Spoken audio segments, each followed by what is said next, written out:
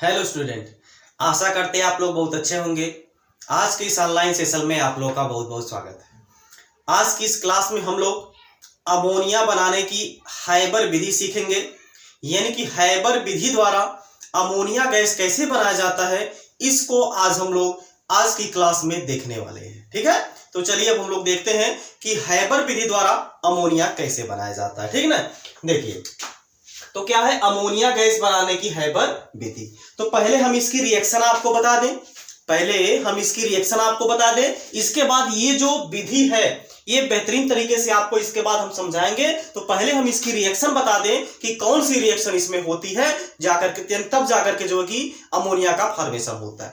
यानी कि जो रिएक्शन होता है वह किससे और किससे करवाया जाता है और किसकी उपस्थिति यहाँ पे रखनी होती है, और तब जाकर के क्या बनता है, अमोनिया बनता है। तो पहले हम आपको अभिक्रिया यहाँ पे बता दें कि अभिक्रिया इसमें क्या होगी। ठीक है, देखिए तो इसके लिए हम क्या करेंगे, थोड़ा सा ऊपर वाला जो है कि हम मिटाएंगे।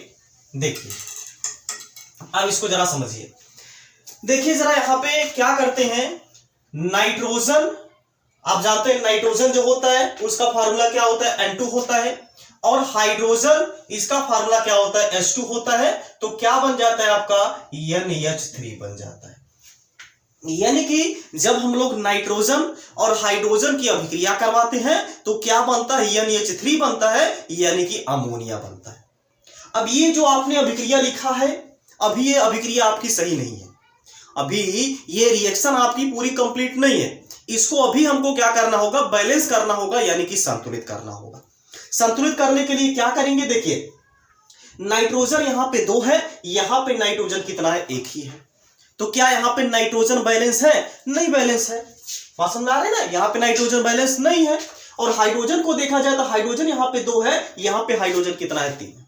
तो इसको बैलेंस करने के लिए क्या किया जाता है, यहां पे 2 से मल्टीप्लाई करेंगे और यहां पे जो है कि 3 से मल्टीप्लाई करेंगे।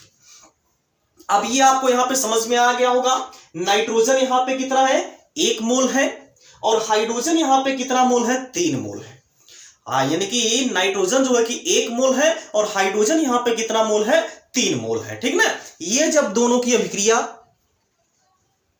ठीक ना, यानी कि नाइट्रोजन के 1 मोल और हाइड्रोजन के 3 मोल की अभिक्रिया जब हम लोग करवाते हैं तो क्या बनता है, अमोनिया बनता है। लेकिन ये अभिक्रिया अपने से नहीं ना हो जाती है, तो यहां पे क्या किया जाता है, कैटलिस्ट यूज किया जाता है। कैटलिस्ट यानी जिसको हम लोग उत्प्रेरक बोलते हैं, और उत्प्रेरक यहां पे क्या होता है, मॉलिब्डेनम और आयरन का चूर्ण होता है। यानी कि यहां पे जो कैटलिस्ट कार्य करता है वो मॉलिब्डेनम और लोहे का चूर्ण होता है, आयरन का चूर्ण होता है। इसकी उपस्थिति में यह अभिक्रिया करवाई जाती है। और टेम्परेचर यहाँ पे बहुत ज्यादा रखा जाता है, करीब करीब यहाँ पे टेम्परेचर रखा जाता है 450 से 500 डिग्री सेल्सियस।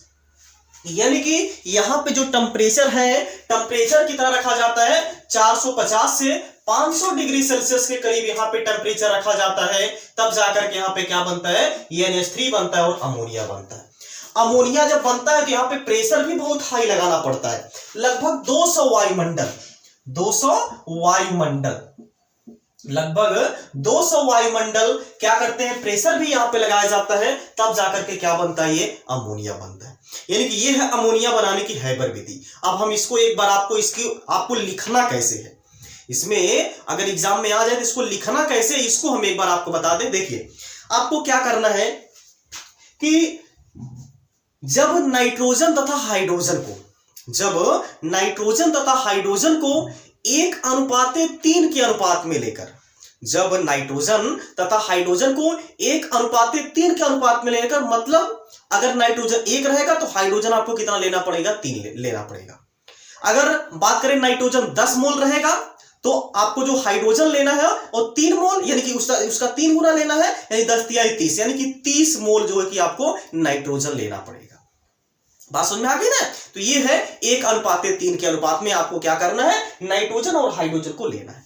यानी कि फिर से हम इसको एक बार रिपीट करें कि नाइट्रोजन तथा हाइड्रोजन को 1:3 के अनुपात में मिलाकर 200 वायुमंडलीय दाब तथा 400 डिग्री सेल्सियस टेम्परेचर पर, यानी कि ताप पर गर्म करने पर क्या बनता है, अमोनिया का निर्माण होता है। यानी कि नाइट्रोजन तथा हाइड्रोजन को 1:3 के अनुपात में लेकर 450 से 500 डिग्री सेल्सियस ताप तथा 200 वायुमंडलीय दाब पर अभिक्रिया कराने पर क्या मिलता है? अमोनिया का फॉर्मेशन, यहां पे क्या रहेगा? 2 रहेगा, यानी कि क्या बन जाता है? अमोनिया का फॉर्मेशन होता है, यानी कि अमोनिया का निर्माण होता है। बात समझ में आ गई ना? तो ये है यहाँ पे रिएक्शन। टेम्परेचर आपको कितना देना है? 450 से 500 डिग्री सेल्सियस रखना है, और जो प्रेशर रखना है वो 200 वायुमंडल दाब रखना है। ठीक है, चलिए अब हम लोग इसकी ये जो यहाँ पे प्रोसेस होता है बनाने का अमोनिया, वो कैसे होता है, क्या होता है, उसको हम पहले यहाँ पे आपको बता दें। पहले देखिए, ये जो है कि एक कंप्रेसर पंप लगा हुआ है, एक कंप्रेसर पंप लगा हुआ है, और यहां से क्या लगी हुई होती है? एक नली लगी हुई होती है, जो कि यहां से दूसरे सर्कुलेशन पंप को जोड़ती है। यानी कि यहां पे कंप्रेसर पंप लगा होता है। कंप्रेसर, अभी हम बताएंगे इसका कार्य क्या होता है कंप्रेसर पंप का। ठीक है, यहां से एक नली लगी हुई होती है, और नली जो है कि सर्कुलेशन पंप से जाकर के जोड़ती है, और यहां पे बीच में एक उत्प्रेरक कक्ष लगा होता है। इस उत्प्रेरक कक्ष में क्या भरा होता है? मॉलिब्डेनम और लोहे का चूड़। क्योंकि कैटलिस्ट हमको क्या रखना होता है? मॉलिब्डेनम और आयरन का चूड़ आपको भरना होता है, यानी कि कैटलिस्ट के रूप में इसमें उपयोग करना होता है। ठीक है, इसके बाद यहां पे लगी हुई होती है एक नली, और नली से यहां पे एक संघनित पात्र लगा होता है। इसको आप संघनित पात्र भी बोल सकते हैं। ये क्या है? संघनित पात्र। संघनित पात्र, इसमें क्या रहेगा? आपका ठंडा जल रहेगा। क्या होगा, कैसे होगा प्रोसेस, अभी हम इसका पूरा आपको बता रहे हैं। इसके बाद फिर यहाँ पे क्या हो जाएगा? ये क्या लगा? यहाँ पे सर्कुलेशन पंप लगा है, यानी कि ये क्या है? सर्कुलेशन पंप लगा हुआ है। ठीक है, चलिए अब देखिए कार्य कैसे करता है। देखिए यहां पे जब हम लोग क्या करते हैं, कंप्रेसर पंप में नाइट्रोजन तथा हाइड्रोजन को 1:3 के अनुपात में इसमें क्या करते हैं? प्रवाहित करते हैं। क्योंकि नाइट्रोजन और हाइड्रोजन दोनों क्या है? गैस है, तो यहां पे प्रेशर बहुत हाई लगेगा। प्रेशर यहां पे बहुत हाई लगाना पड़ेगा, तो यहां पे क्या हो जाएगा? 1:3 के अनुपात में नाइट्रोजन और हाइड्रोजन इस कंप्रेसर पंप के थ्रू इस नली से प्रवाहित होगा। जब इस नली में जाएगा, इधर से, इस नली में जब इधर से प्रवाहित किया जाएगा इसमें, यानी कि ये जो नली है, इस नली में जब इधर से प्रवाहित किया जाएगा तो इसमें होगा क्या?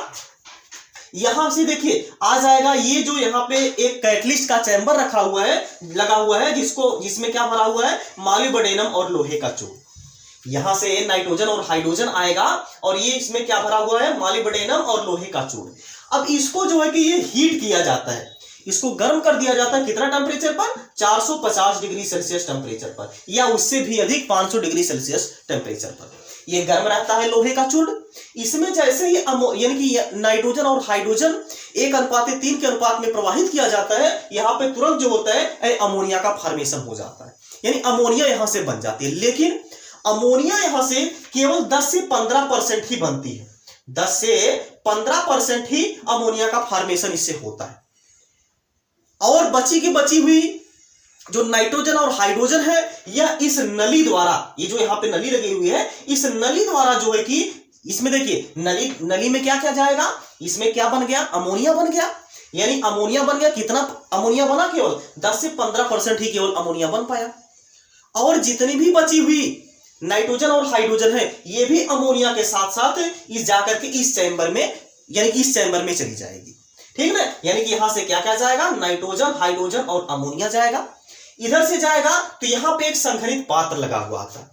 क्योंकि आप जानते हैं जो गैस होता है, गैस को अगर हम क्या करते हैं, उसका टेम्परेचर अगर हम लोग लो करते हैं और प्रेशर अगर हाई लगाते हैं, वो जो होती है लिक्विड में कन्वर्ट हो जाती है। गैस जो होती है वहां पे अगर हम टेम्परेचर क्या कर दें, लो कर दे, और प्रेशर अगर हम बढ़ा दें यानी हाई कर दे प्रेशर, तो वो जो होता है वो लिक्विड में कन्वर्ट हो जाता है। तो वही सेम टू सेम प्रोसेस यहां भी होगा। ये जो अमोनिया गैस यहां से निकल रही थी, इसको संघनित पात्र में, इसको ठंडा जल यहां से प्रवाहित किया जाता है। यहाँ पे एक कॉइल रूप में लगी रहती है, जैसे स्प्रिंग नहीं होता है, स्प्रिंग यहाँ पे लगी होती है, स्प्रिंग टाइप में कॉइल लगी हुई होती है, इसमें से अमोनिया गैस जो है कि आती है। जब इस अमोनिया गैस को ठंडे जल से पास किया जाता है, जो अमोनिया होती है वो लिक्विफाई हो जाती है, यानी कि अमोनिया द्रव में कन्वर्ट हो जाती है। जब द्रव में कन्वर्ट हो जाती है तो यह जो है कि ये यहाँ पे एक पात्र लगा हुआ होता है, उसी पात्र में जो है कि अमोनिया द्रव के रूप में एकत्रित हो जाता है। और अभी आपका इसमें बचा हुआ था नाइट्रोजन और हाइड्रोजन, नाइट्रोजन और हाइड्रोजन भी इसमें से प्रवाहित होता है, और गैस के रूप में, ये तो गैस है ही, तो गैस के रूप में यहां पे जो है कि एकत्रित हो जाता है।